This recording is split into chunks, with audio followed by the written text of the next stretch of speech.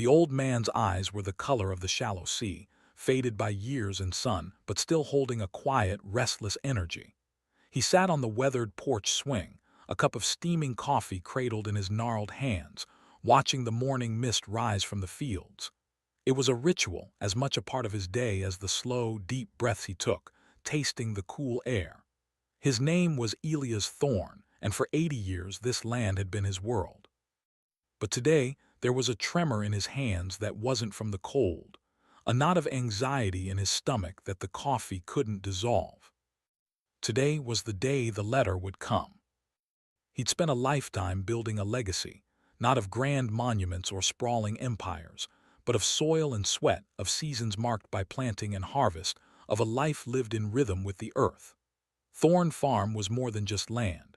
It was a tapestry woven with the threads of his ancestors, their triumphs and failures, their laughter and tears. Every aged oak, every winding creek, every furrow in the fields held a story. And now it all hung in the balance. The letter wasn't from a bank foreclosing, nor was it a governmental decree. It was something far more insidious, something that gnawed at the very roots of his being. It was a letter from his past, a past he had buried deep beneath layers of time and silence, a past that held a secret so potent it could shatter the fragile peace of his present. He closed his eyes, letting the memories wash over him. They came not as a gentle tide, but as a crashing wave, carrying the scent of wood smoke and the sound of a woman's laughter, bright and brittle as glass. Her name was Sarah, and she had been the wildfire that consumed his youth. She was wild and unpredictable, with hair the color of a raven's wing and eyes that held the promise of storms.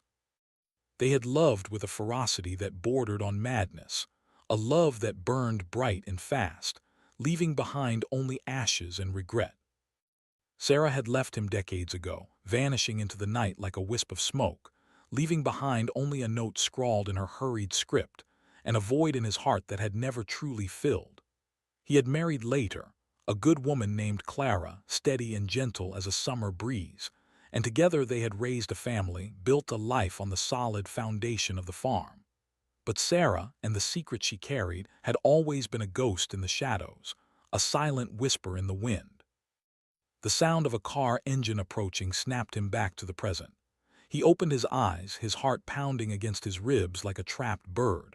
A sleek, black sedan, out of place on the dusty country road, pulled into the driveway. A man emerged, tall and sharp in a tailored suit, carrying a leather briefcase. He walked towards the porch with a measured gait, his expression unreadable. Elias remained seated, his grip tightening around the coffee cup. He knew who this man was, even though they had never met. He was the harbinger of his past, the messenger of a fate he had tried so hard to escape. "Mr. Thorne," the man asked, his voice smooth and professional. Elias nodded, his throat tight. "That's me." The man stepped onto the porch, extending a hand. "My name is Julian Sterling. I believe you're expecting something from me." Elias ignored the offered hand. "Just give me the letter," he said, his voice raspy. Sterling withdrew his hand, a faint smile playing on his lips. He opened his briefcase, retrieved a cream-colored envelope, and handed it to Elias. The paper felt heavy, textured, almost alive in his hands. He recognized the handwriting instantly, even after all these years. It was Sarah's. He didn't open it immediately. He just stared at it, the weight of it settling in his gut. He knew what it contained. It wasn't a confession of love, nor an apology for leaving. It was something far more devastating. It was a claim on Thorne Farm. Sarah had not just left him, she had taken something with her. Something that, according to a twisted interpretation of an old family agreement, gave her, and by extension her heir, a rightful claim to a portion of the land. He had always known this possibility existed, a dormant seed of destruction buried deep within the farm's history, but he had hoped, prayed, that it would never germinate. He looked up at Sterling, his eyes hardening. "Who sent you?" "I represent the estate of Sarah Dubois," Sterling replied, his voice devoid of emotion. "Dubois," Elias repeated, the name unfamiliar. She remarried, Sterling explained, years ago. Elias felt a pang of jealousy, sharp and unexpected, cut through him. He pushed it aside, focusing on the immediate threat. What does she want? She passed away last month, Sterling said, his tone softening slightly. This letter, it's her last will and testament regarding her claim on the property. Elias felt the blood drain from his face. Sarah was dead. The news hit him with the force of a physical blow. He had always imagined her out there somewhere, living a life as vibrant and chaotic as she was. To think of her gone, extinguished like a candle in the wind, was almost unbearable. He looked down at the envelope again, the handwriting blurring before his eyes. He knew he had to open it, had to face whatever was inside. With trembling fingers, he broke the seal and unfolded the letter. The words swam before him, but he forced himself to focus. Sarah's voice, strong and defiant even in death, spoke to him from the page. She detailed the ancient agreement, the loophole she had discovered, the rightful claim she believed she had on a specific tract of land, the very heart of Thorne Farm, the fertile fields by the creek where he had spent countless hours working, dreaming, living. But it wasn't just the land she wanted. The letter concluded with a revelation that shattered the last remnants of his composure. Sarah hadn't just left with a claim, she had left with a child. His child. A son he never knew existed. And according to her will, this son, a man named Caleb Dubois, was now the rightful heir to that portion of the farm. Elias dropped the letter, his hands shaking uncontrollably. He stared out at the fields, the familiar landscape now tinged with the surreal hues of a nightmare. A son. He had a son. The thought was both wondrous and terrifying, a beacon of hope and a harbinger of destruction. He looked back at Sterling, who was watching him with a guarded expression. "Where is he?" Elias asked, his voice barely a whisper. "Where is this, Caleb?" "He's here," Sterling said, gesturing towards the car. Elias' gaze snapped to the vehicle. The passenger door opened and a young man stepped out. He was tall and lean, with dark hair that fell across his forehead in a way that was painfully familiar. He wore faded jeans and a worn leather jacket, and he stood with a hesitant, almost defiant air, looking towards the porch. As the young man approached, Elias felt a jolt of recognition that almost brought him to his knees. He had Sarah's eyes. Those same stormy, untamable eyes that had captivated him so many years ago. Caleb Dubois stopped at the foot of the porch steps, his gaze meeting Elias'. There was no warmth in his eyes, only a guarded curiosity mixed with a hint of resentment. "Are you Elias Thorne?" he asked, his voice rough like gravel. Elias nodded slowly, unable to speak. Caleb pulled a folded paper from his pocket, a copy of the letter Elias had just read. "Then, I guess we have something to discuss." The morning sun, once a source of comfort, now felt harsh and unforgiving. The mist had cleared, revealing the farm in all its glory, a kingdom built on secrets and lies, now facing its greatest threat. Elias Thorne looked at the young man standing before him, his son, the living embodiment of his past, and knew that his life and the legacy of Thorne Farm would never be the same again. The reckoning had arrived, and it wore the face of the son he never knew he had. Elias took a deep breath, the scent of the earth filling his lungs, grounding him. He motioned towards the empty rocking chair beside him. "Come up," he said, his voice steadier now, laced with a quiet resolve. "We have a lot to talk about." Caleb hesitated for a moment, then slowly ascended the steps and sat down. The old wood creaked under his weight, a familiar sound in the sudden silence. Elias poured another cup of coffee from the thermos he'd brought out, his hand still trembling slightly, and offered it to his son. Caleb accepted it with a nod, his eyes never leaving Elias' face. They sat in silence for a while, the only sounds the chirping of crickets and the distant lowing of cattle.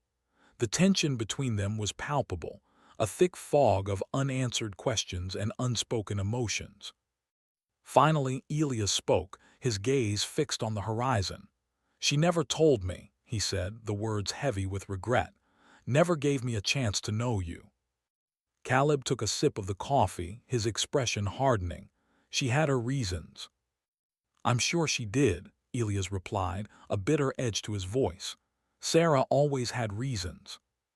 "She loved you," Caleb said unexpectedly, his voice softening slightly. "In her own way. She always said you were the only man she ever truly loved."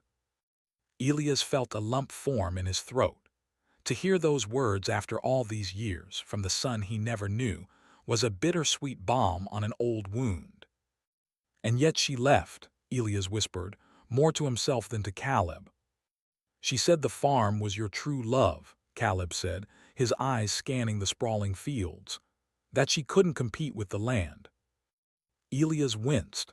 There was truth in those words, a truth he had always tried to deny. The farm had demanded everything of him, his time, his energy, his devotion. Perhaps Sarah had been right to leave, right to seek a life where she didn't have to share him with the soil. "And now you're here," Elias said, turning to face his son, "to claim what she believed was hers." Caleb met his gaze, his expression resolute. "To claim what belongs to me, by right of blood and inheritance."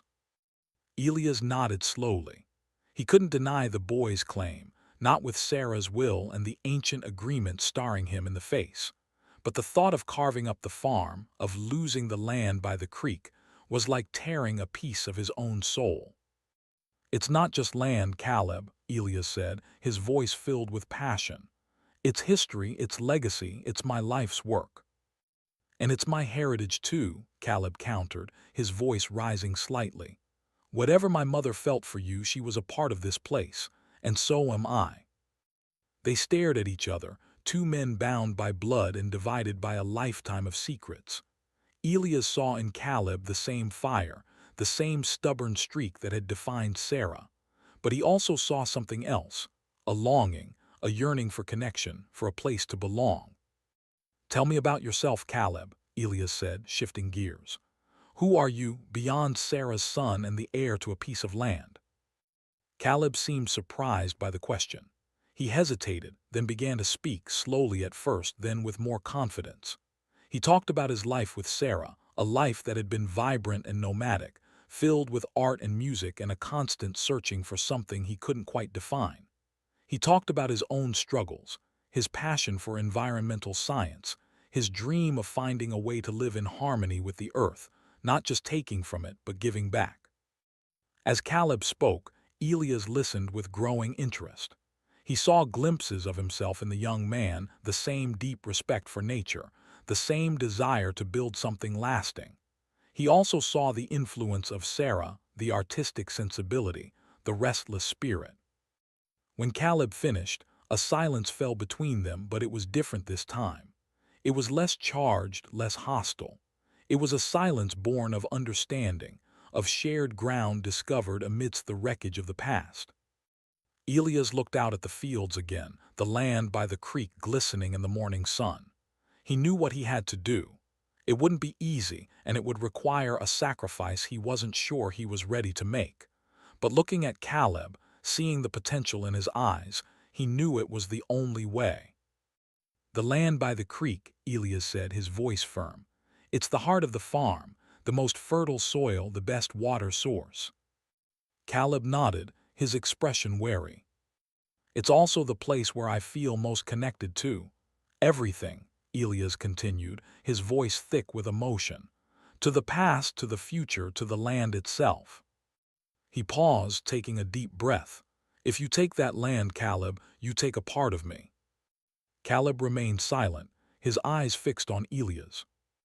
"But," Elias said, turning to face his son fully, "if you stay, if you work this land with me, if you learn its rhythms and its secrets, then maybe, just maybe, we can build something together, something that honors the past but also embraces the future." Caleb stared at him, stunned. "You want me to stay, to work the farm?" "I want you to know your heritage," Elias said. "Not just on paper, but in your blood, in your sweat, in the dirt under your fingernails. I want you to understand what this land means before you decide to take a piece of it for yourself." Caleb looked out at the fields, then back at Elias. He saw the sincerity in the old man's eyes, the offer of connection, of belonging. He also saw the challenge, the opportunity to prove himself, to build something real and lasting. "And if I stay," Caleb said, his voice cautious, "what about the claim? What about my mother's will?" "We'll deal with that in time," Elias said. "If, after working this land, after truly knowing it, you still want to claim your portion, I won't stop you. But I ask you to give it a chance. Give us a chance." Caleb fell silent again, weighing the offer. He had come here expecting a fight, expecting to wrest his inheritance from a stubborn old man. Instead, he was being offered something far more valuable, a chance to know his father, to understand his roots, to find a place where he truly belonged. He looked at the land by the creek, then back at Elias, his father. The resemblance was undeniable, not just in the eyes, but in the set of the jaw, the way they both held themselves with a quiet strength. "All right," Caleb said finally, his voice firm. "I'll stay. I'll work the land for now." Elias felt a wave of relief wash over him, so powerful it almost brought tears to his eyes. He reached out and placed his gnarled hand on Caleb's shoulder. "Good," he said, his voice thick with emotion. "Welcome home, son." The morning sun rose higher in the sky, casting its golden light over Thorne Farm. The mist had completely cleared, revealing a landscape that was both familiar and newly hopeful. Elias Thorne and his son, Caleb Dubois, sat on the porch swing, sipping their coffee in a silence that was no longer charged with tension, but with the promise of a new beginning. The legacy of the farm, once threatened by the shadows of the past, now faced a future that was uncertain, but undeniably brighter. The reckoning had arrived, but it had brought with it not destruction, but the seeds of reconciliation and a chance for redemption, rooted in the very soil they both now called home. Days turned into weeks, weeks into months. Caleb, true to his word, threw himself into the work of the farm. He was raw and inexperienced, his hands unused to the rough demands of physical labor, but he possessed a determination that mirrored Elias' own. He learned to mend fences, to drive the tractor, to gauge the moisture in the soil with a touch. He learned the rhythms of the seasons, the patience required to wait for the harvest, the resilience needed to weather storms. Elias watched him with a growing sense of pride. He saw Caleb's initial awkwardness transform into a confident competence. He saw the way Caleb listened to the land, the way he respected its power and its fragility. They worked side by side, their conversations evolving from terse instructions to shared observations, then to tentative explorations of their pasts. Caleb spoke more of Sarah, painting a picture of a woman who was fiercely independent, deeply artistic, and forever restless. He spoke of their life together, a kaleidoscope of different towns, different schools, always moving, always searching. He spoke of the void he had always felt, the unanswered questions about his father, the yearning for roots. Elias, in turn, opened up about his life on the farm, the deep connection he felt to the land, the sacrifices he had made to keep it intact. He spoke of Clara, his late wife, with deep affection, acknowledging the stability and love she had brought into his life. He spoke of the pain of Sarah's departure, the lingering regret, the secrets he had buried. There were moments of tension, of course. Caleb's modern ideas about sustainable farming sometimes clashed with Elias' traditional methods. Elias' stubbornness sometimes chafed against Caleb's desire for change. But beneath the surface differences, a deep mutual respect began to take root. One evening, as they sat on the porch after a long day of harvesting, the sky ablaze with the colors of sunset, Caleb broke the silence. "I've been thinking about the land by the creek," he said, his voice quiet but firm. Elias felt a familiar knot of anxiety tighten in his stomach. He had known this moment would come, but he still wasn't ready for it. "And?" he asked, trying to keep his voice steady. "It's beautiful," Caleb said, his eyes fixed on the distant fields. "Fertile, full of potential." He paused, and Elias held his breath. "But it's also part of something bigger," Caleb continued, turning to look at Elias. Part of this whole farm, part of what you've built, part of what we're building." Elias stared at his son, hardly daring to hope.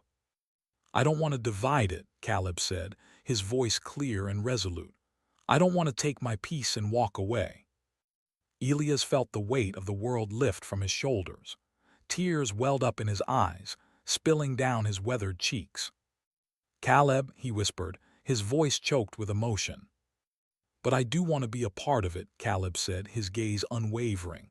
"Really a part of it, not just as a hired hand or a temporary guest, but as your son, as a partner." Elias reached out and grasped Caleb's hand, his grip firm and unwavering. "You are my son," he said, his voice thick with feeling, "and you are a part of this place, always."